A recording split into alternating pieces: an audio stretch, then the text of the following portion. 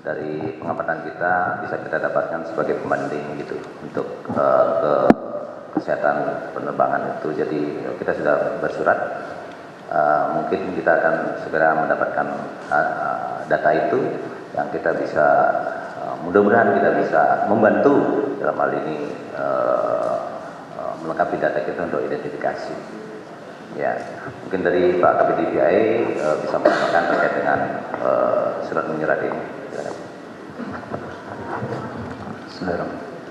Baik, menambahkan bahwa ini sudah mengirimkan surat ke Balai Hadpen dan sejauh ini kami belum menerima data-data yang diminta.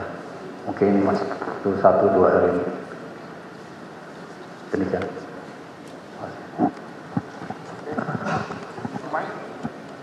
Ya, baik, terima kasih. Perkenalkan saya Munir Pak dari Warta Kota Pak. Mungkin pertanyaannya ke Bapak Kapolres Pak. Mohon izin Pak, mungkin sudah berapa saksi Pak yang diperiksa terkait dengan peristiwa kebakaran ini dan apakah pihak pengelola, karena kan kemarin dari Dinas Kebakaran itu menyatakan bahwa gedung di Plaza Glodok itu tidak memenuhi persyaratan keselamatan kebakaran. Nah, apakah dari pihak pengelola ini ada kelalaian terkait dengan hal itu? Terima kasih Pak. Ya, terima kasih. Untuk saksi yang sudah diambil keterangan sebanyak 9 orang, itu saksi terkait kejadian awal, kemudian termasuk dari pihak gedung dan lokasi yang terbakar.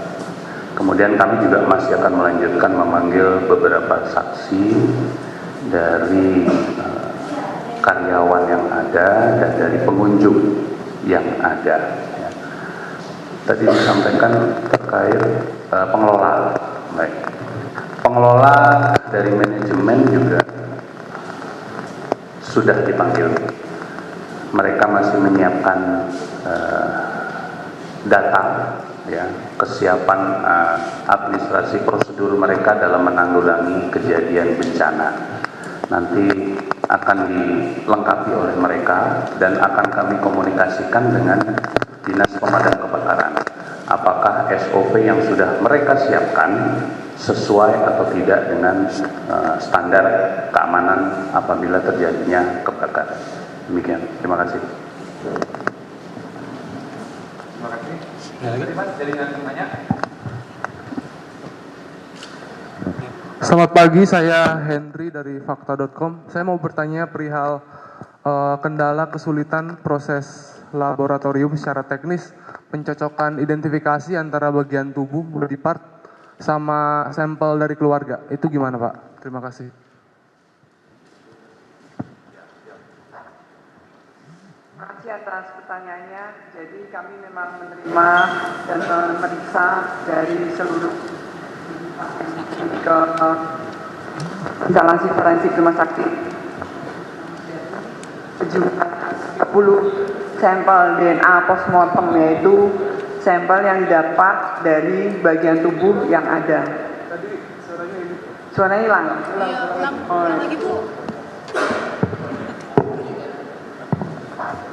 Terima kasih. Jadi kami menerima dan memeriksa 30 sampel data DNA postmortem. Postmortem itu didapat di TKP yang dikirim ke rumah sakit Kramat Jati di bagian forensik. Kita periksa, kita ambil dan kita cari bagian mana yang bisa keluar dari profil DNA-nya. Dan kita juga mengambil sampel data antemortem 14 orang dari keluarga yang merasa kehilangan.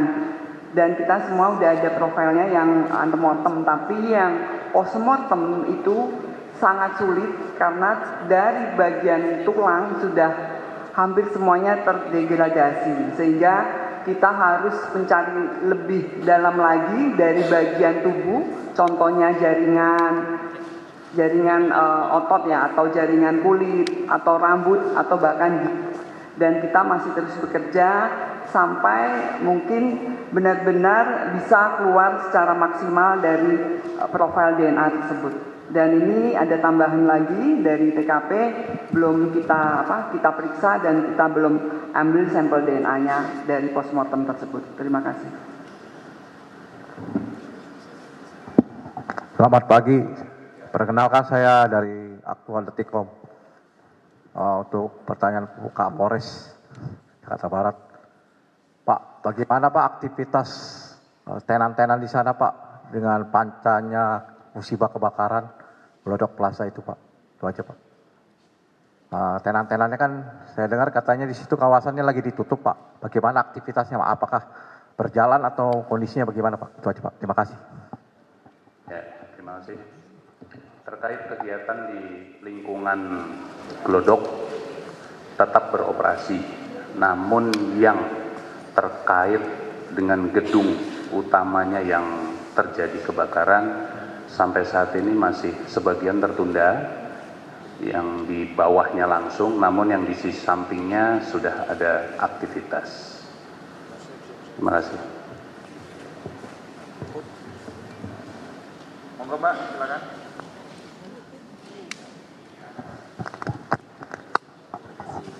Selamat pagi, saya Syahda dari TV One.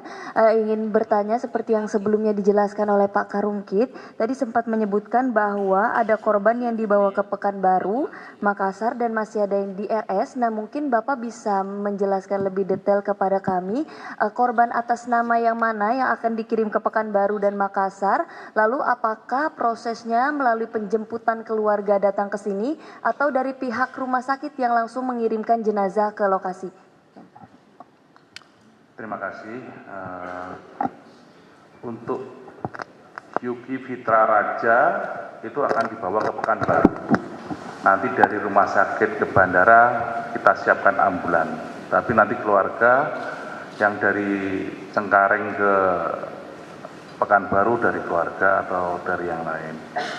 Aulia Belinda itu nanti ke Makassar.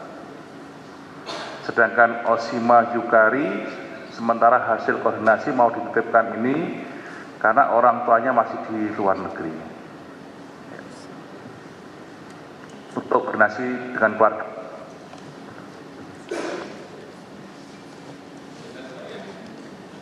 Masih ada, rekan-rekan?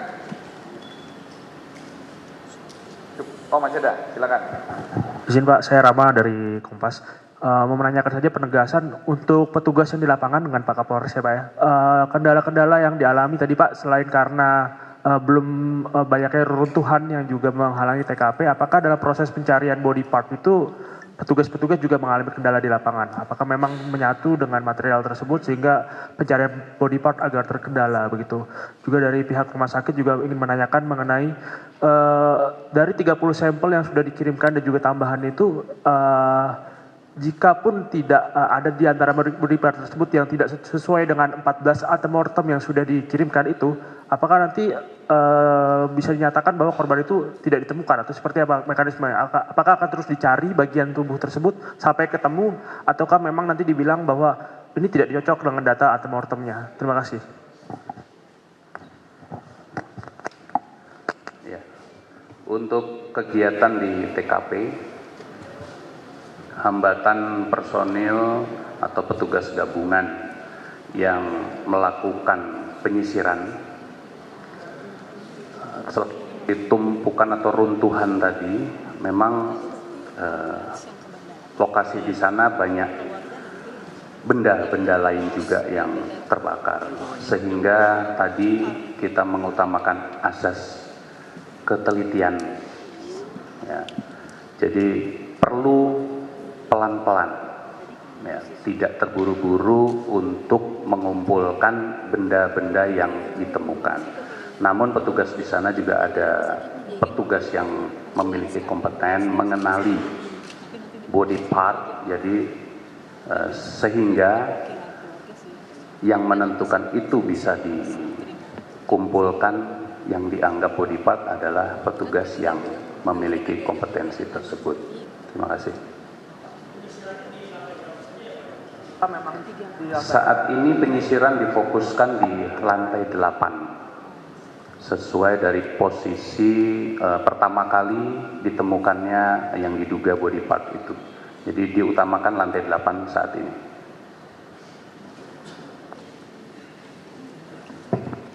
Melanjut pertanyaan tadi, kami coba menjawab dari 30 sampel DNA yang kita cari profil DNA-nya itu, bisa saja itu dari beberapa bagian tubuh satu individu. Jadi tidak pasti 30 sampel itu mungkin dipikir 30 individu, tidak seperti itu. Dan itu juga kepastiannya apakah dari 30 sampel ini bisa keluar profil DNA-nya atau tidak. Seperti itu, karena keadaan bagian-bagian tubuh atau body part tersebut sangat rapuh dan sangat tidak baik ya, tidak bagus keadaannya sampai terdegradasi kalau tulangnya. Dan apakah ini juga cocok match dengan 14 data antemortem yang ada di kita. Dan itu memang masih butuh waktu dan butuh kesabaran kita untuk juga meneruskan pemeriksaan profil DNA di laboratorium kami di Rodokes Polri. Dan semoga yang kita inginkan ya semua yang mungkin dilaporkan 14 orang ini bisa teridentifikasi dari profil DNA yang kita periksa postmortemnya. Terima kasih.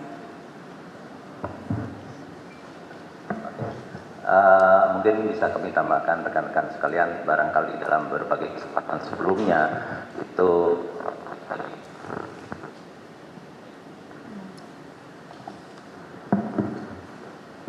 baik dari staf kami atau Pak Kabid TVI sudah menyampaikan pada rekan-rekan bahwa kalau dilihat dari sifatnya ini kejadian yang terbuka itu artinya itu area publik ya yang berbeda misalkan dengan ini untuk pembelajaran kita juga tambahan informasi kesulitan akan kita dapatkan begitu dia terbuka di area publik karena kita tidak tahu siapa yang masuk di situ karena itu daerah publik seperti itu sangat berbeda dengan kejadian kalau rekan-rekan menyimak kita melaksanakan waktu di kebakaran di Bekasi. Ya, di situ udah pasti siapa orangnya datang dan seterusnya. Karena semakin dia terbuka semakin susah kita ada, itu salah satu kesulitan kita nanti. Bisa jadi ditambah dengan kondisi jenazah yang seperti itu. Bisa jadi harus kita berulang memeriksa kesulitannya Bu Karo Lab memeriksa berulang karena kondisi sampelnya yang kesulitan kita dalam kondisi terbakar lanjut ya. Yang kedua seperti tadi laporan ada 14 body partnya masih 9 seperti itu misalkan 11 body part yang 11 kantong 12 kantong yang dibawa ke kita. Nah itu belum lagi di TKP kesulitan kita bisa dia posisinya dalam satu tempat bisa bercampur dalam kondisi seperti itu kesulitan sangat besar apa yang dilaksanakan oleh rekan-rekan kita memastikan DNA-nya muncul aja ada suatu tantangan tersendiri dalam kondisi seperti ini belum lagi kejadian yang terbuka tadi itu. Saya kira itu pembelajaran bagi kita sehingga sedikit berbeda dengan apa yang sudah kita lakukan pada saat kebakaran di Bekasi. Itu rekan-rekan sekalian tambahan dari saya. Terima kasih. Sebelumnya Assalamualaikum warahmatullahi wabarakatuh. Izin Jenderal Pak Kabid Raffi dari disway.id. Pertama ingin ditanyakan terkait penyelidikan atau usaha pencarian korban itu akan dilakukan sampai kapan dan kira-kira seperti apa sih? Terus yang kedua dari 9 body part yang belum diidentifikasi ini ditargetkan juga kapan dan seperti apa nanti selesainya gitu.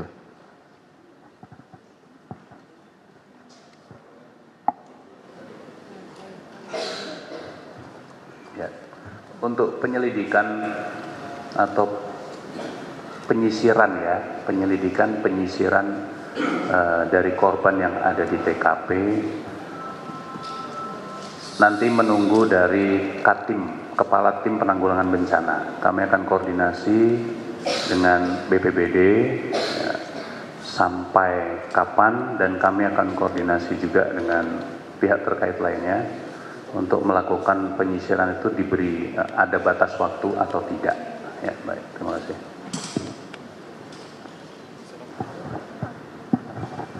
Izin Pak, saya Agnes dari Berita 1 izin bertanya terkait penyebab kebakaran meskipun belum melakukan olah TKP dan penyelidikan secara lanjut, apakah dari kepolisian sudah mempunyai perkiraan kira-kira penyebab dari kebakaran gedung ini apa? Apakah mungkin karena listrik atau mungkin ada faktor lainnya yang dikira menjadi salah satu dugaan kepolisian untuk penyebab kebakarannya? Terima kasih. Untuk setiap kejadian dari pihak kepolisian tidak bisa berandai-andai untuk menentukan atau menyebutkan penyebab terjadinya suatu kejadian. Nanti ada ahlinya yang untuk melakukan olah TKP untuk kejadian kebakaran ini. Tadi sudah kami sebutkan dari Lab 4, ya, laboratorium forensik, dan laboratorium forensik yang akan menentukan kapan bisa dilakukan olah TKP. Sampai saat ini pun belum dilakukan olah TKP mengingat kondisi dan situasi di lokasi kejadian.